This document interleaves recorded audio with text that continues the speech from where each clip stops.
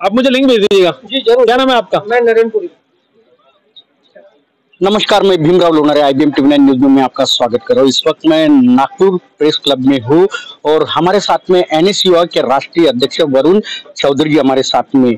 बार बार देश में संविधान का अपमान किया जा रहा है, महामानव डॉक्टर बाबा साहब आम्बेडकर जी का अपमान किया जा रहा है, क्या बताओगे?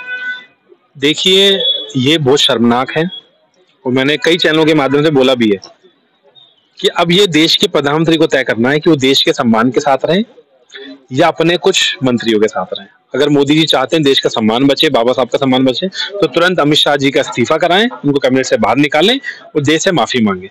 और ये अमित शाह जी का खाली बयान नहीं है, उनकी ये फ्रस्ट्रेशन है, वो बार बार अपमान करते हैं बाबा साहब का।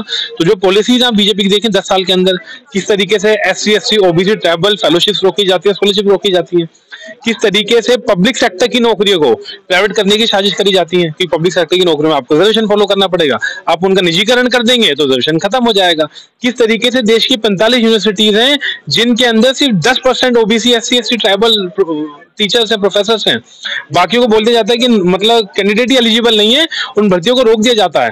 और रोकना तो छोड़िए, उनको जनरल में तब्दील करने का प्रयास तक करा जाता है। तो उनकी नीतियों में दिख रहा है कि देश के संविधान को तोड़ना चाहते हैं, रिजर्वेशन को छीनना चाहते हैं। तो मेरी मोदी जी से एक कि हमें मजबूर ना करें, देश के छात्र छात्राओं को सड़कों पर उतरने पर मजबूर ना करें, देश का सम्मान बचाएं, अमित शाह जी को बर्खास्त करें और देश से माफी मांगे।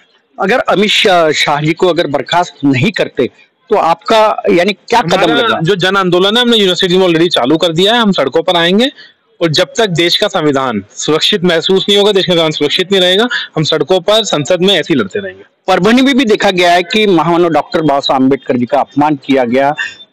क्या लगता है आपको कि ये क्या चल रहा है देश में? ये बार बार प्रयास हो रहा है, अब देखेंगे। कहीं ना कहीं जो RSS की सोच थी, जो देश को तोड़ने की सोच थी, उसको देश में लाना चाहते हैं, देश को तोड़ना चाहते हैं, देश के संविधान को तोड़ना चाहते हैं। परभनी में जो लाठीचार्ज हुआ उसमें एक युवा जो एडवोकेट बन रहा था उसको वो मारा गया और उसे एक यानी बताया गया कि ये जो था ये बीमार था इसलिए वो उसकी मौत हो गई। क्या लगता है आपको?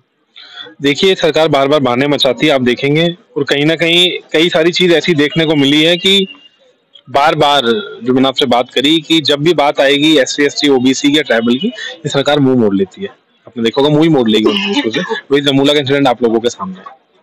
नहीं, आंदोलन में भी उतरे तो कहा जाता है SC ST OBC अगर आंदोलन में अगर उतरते तो उनको अर्बन नक्सलाइट कहा जाता है। ये बहुत कॉमन ट्रेंड हो गया है। अगर किसी आंदोलन की आपको मांगे नहीं माननी, आपने किसान आंदोलन देखा, उनको आतंकवादी बोलने लगी है सरकार। जो भी अपने हक की बात करने आएगा उसका तो आतंकवादी बता देंगे या फिर बता देंगे, उनको डाइवर्ट करने का प्रयास करते हैं।